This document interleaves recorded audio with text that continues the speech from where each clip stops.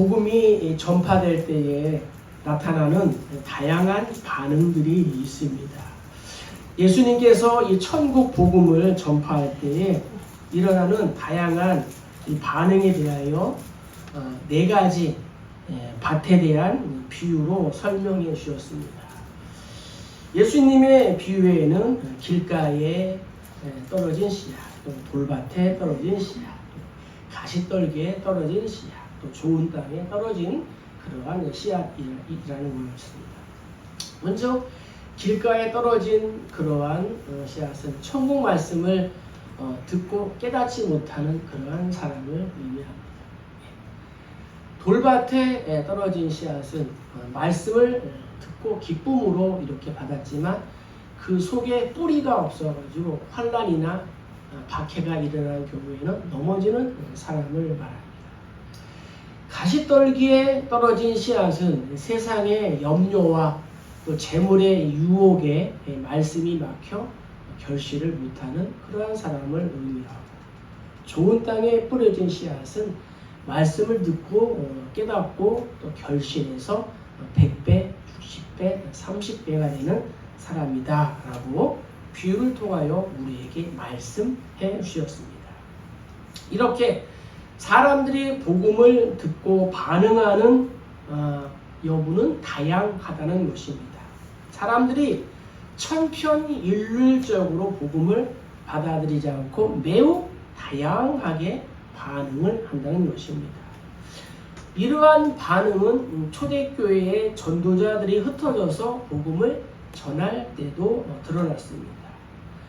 우리가 읽은 이 본문은 바울이 에베소 사람들에게 복음을 전할 때에 드러나는 사람들의 반응을 잘 보여주고 있습니다.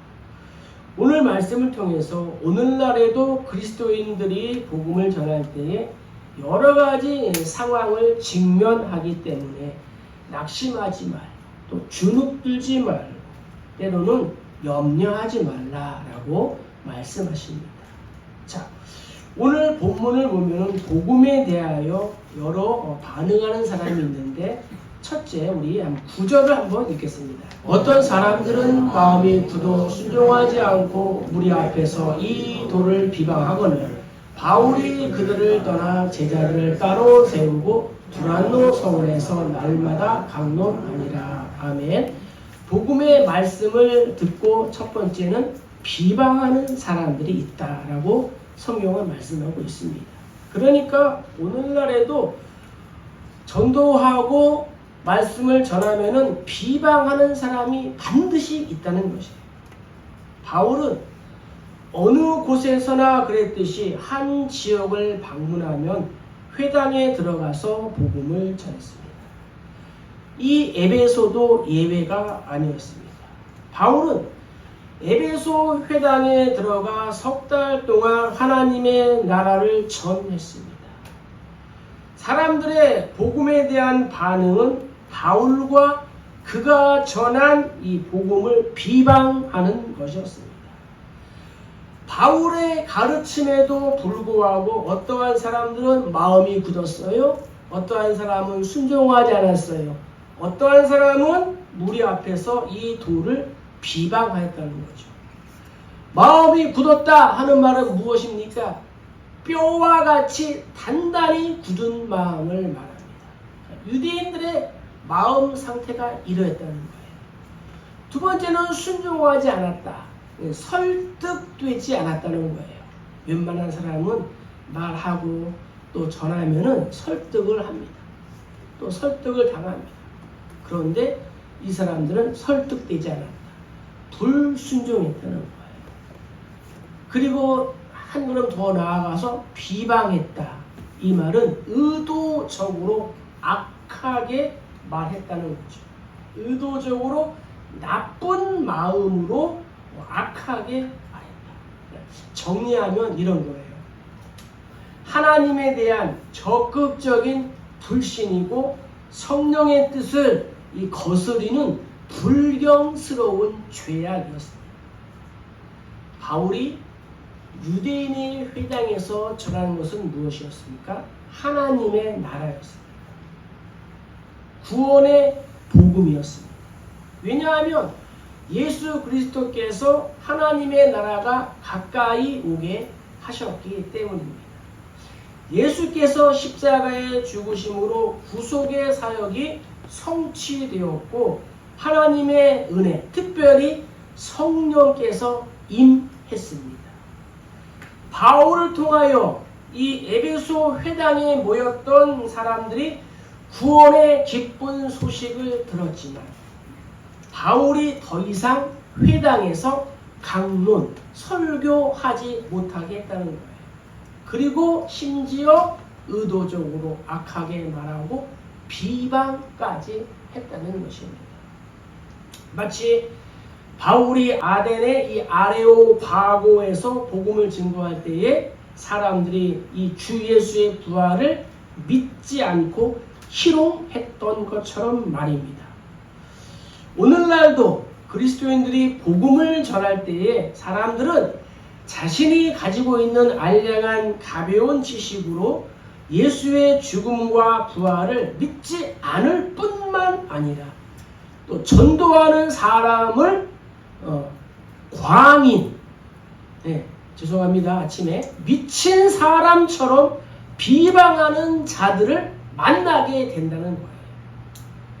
그런데 이러한 사람들은 어느 곳에나 있다는 거예요. 자신도 복음을 안 듣고 남도 이 구원의 복음의 기쁜 소식을 못 듣게 한다는 거죠. 그러니까 현대판 바리새인들과 사두개인 서기관들입니다. 복음은 누구에게나 들려지지만 또 누구에게나 들려지는 것이 아닙니다. 때문에 우리는 실망할 필요가 없습니다.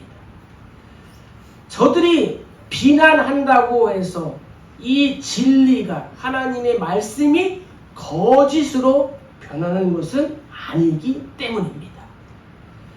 저들은 자신들이 던진 이 비난의 화살로 인해서 하나님이 주시는 구원을 받지 못합니다. 본문에서 말씀하시는 것처럼 복음의 전파를 방해하는 그들을 떠나는 겁니다. 그래서 바울도 9절에 보면은 그들을 떠나 제자들을 따로 세우고 두란노 소원에서 날마다 강론했다라고 말씀하고 있습니다.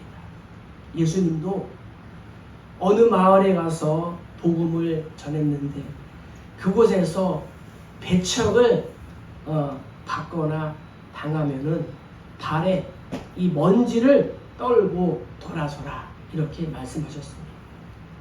이것은 복음을 거부한 자들에 대한 하나님의 심판입니다. 우리가 알아야 할 것은 전도는 내가 하되 구원까지 내가 해야 한다라고 생각해서는 안 됩니다. 바울은 심었고 아볼로는 물을 주었으되 자라나게 하시는 분은 오직 하나님이신 줄로 믿습니다. 따라서 바울이 분명히 하나님의 말씀을 전하고 있습니다. 그런데 사람들이 비방해요. 그럼에도 불구하고 말씀을 듣는, 복음을 듣는 사람들이 있다라고 성경은 말씀하고 있습니다. 그것이 10절이에요. 10절에 보면은 유대인이나 헬라인이나 다 주의 말씀을 듣더라 이렇게 기록하고 있습니다. 이 시간 설교가 목사인 사람의 입으로 전해지고 있지만 우리 마음은 주의 말씀으로 듣고 주의 말씀으로 믿고 주의 말씀으로 받는 성도님들 되시기를 주의 이름으로 축복합니다. 두 번째는 13절이에요. 이에 돌아다니며 마술하는 어떤 유대인들이 시험 삼아 악귀 들린 자들에게 주 예수의 이름을 불러 말하되 내가 바울이 전파하는 예수를 의지하여 너희에게 명하노라 하더라. 아멘. 자, 복음이 전해질 때에 나타나는 두 번째 현상은 무엇이냐? 이 복음의 능력으로 자신의 사욕을 채우는 사람들이 있다라고 성경은 말씀하고 있습니다. 하나님께서 우리 인간을 구원하시는 방법 중에 하나는 기적을 행하시는 겁니다. 예수께서는 지상 사역 동안에 많은 기적을 통하여 하나님의 능력을 전하셨고, 또 그것을 통하여 내가 하나님의 아들이다 라는 자신의 정체성을 드러내셔서 백성들에게 이 믿음의 기회를 허락하셨습니다. 마찬가지로 바울도 에베소에서 하나님께서 주시는 이 능력으로 많은 기적을 베풀었습니다.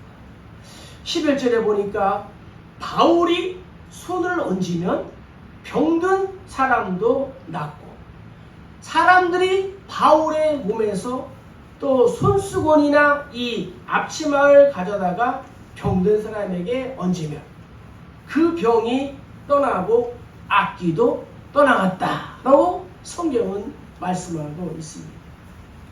바라기는 하나님께서 우리들에게도 이러한 치유의 능력을 주시기를 간절히 소망합니다. 하나님께서 저에게도 그러한 능력을 주셨으면 좋겠습니다. 손을 얹으면, 누가 아멘 했습니까? 손을 얹으면은 병이 낫고, 손을 얹으면은 귀신이 떠나가는 그러한 능력이 또 있도록 기도해 주시기를 간절히 소망합니다. 자, 그러나 이 복음을 통해서 예수님을 영접해야 하는데, 그 능력을, 하나님 주신 능력을 자신의 이 사적인 욕구를 채우는 그러한 수단으로 사용하는 사람들이 있다라고 오늘 성경은 말씀하고 있습니다. 그런데 오늘날도 마찬가지라는 거예요. 하나님이 주신 복음의 이 능력으로 자신의 사욕을 채우려는 그러한 사람들이 있다는 거예요. 당시 고대 세계에서는 악령을 쫓기 위해서 이 주문을 외울 때에 주술적인 이름을 사용하는 것이 보편적이었습니다. 그래서 이러한 관습은 에베소에서도 나타났습니다.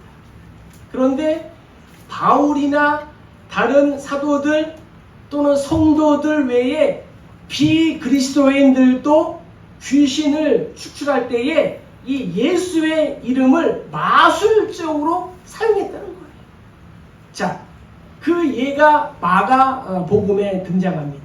요한이 예수께 여짜오되 선생님, 우리가 따르지 않는 어떤 자가 주의 이름으로 귀신을 내쫓는 것을 우리가 보고 우리를 따르지 아니함으로 금하였나이다.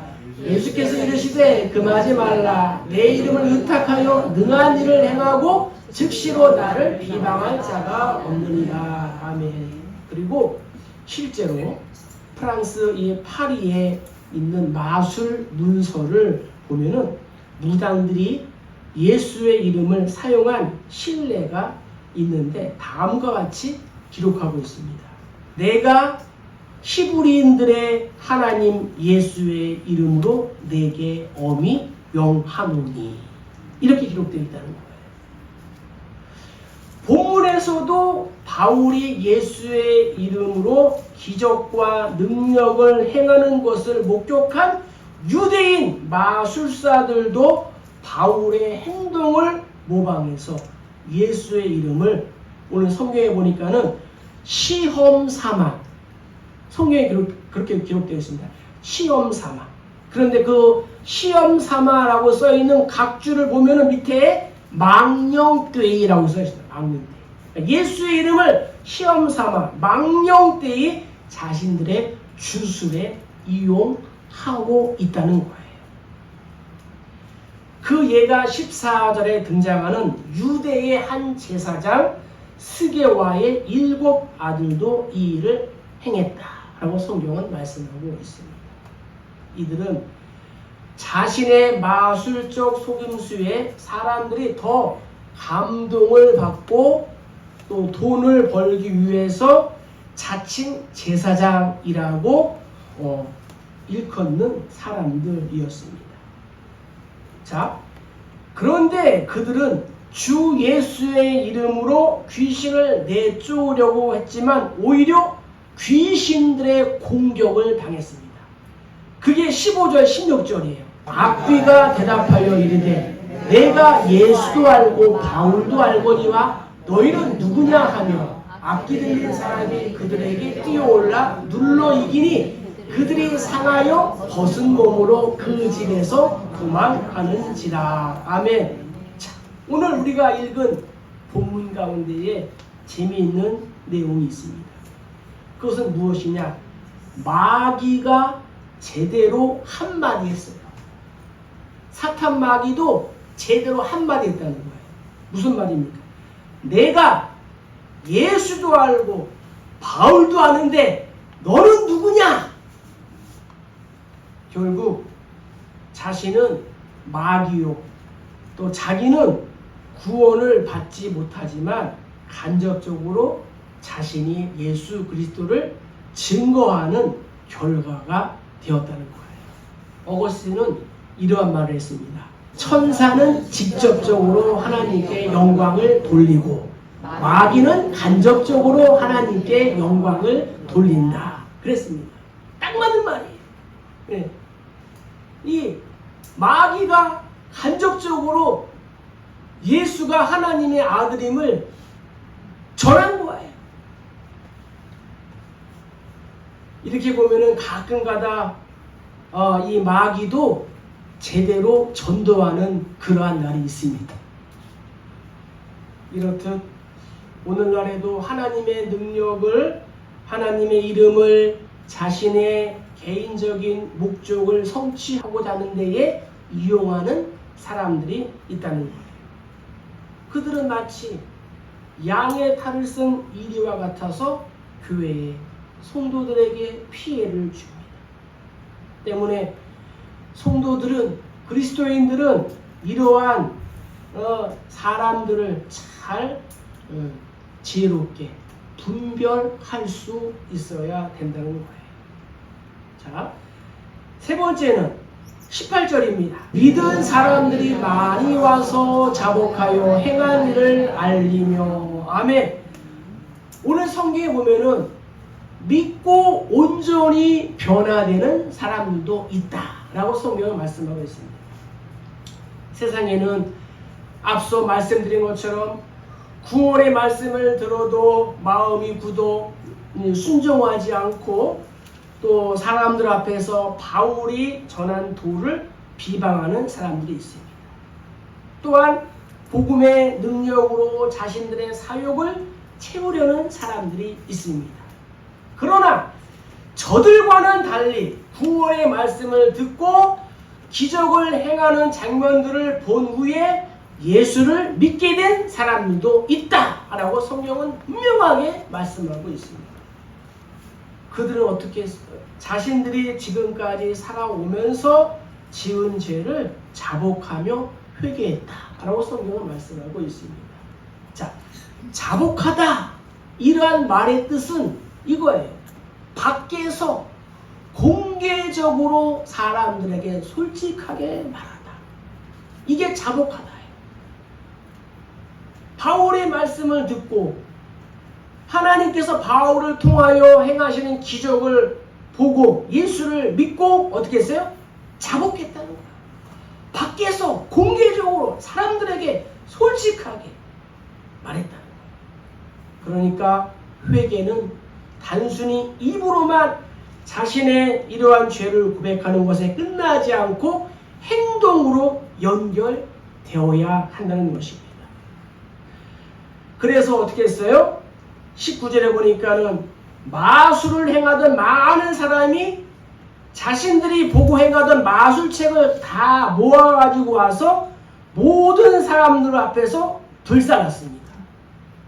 그 책값을 계산하니 은 5만이나 되더라 라고 성경은 말씀하고 있습니다. 마술을 행하던 많은 사람이 공중 앞에서, 사람들 앞에서 그 책을 불살랐다 하는 것은 공식적으로 과거 자신들의 죄악된 삶을 청산하고 그리스도인이 되었음을 선포하는 행위였습니다. 저들이 마술책을 태운다는 것은 대단한 결단이었습니다.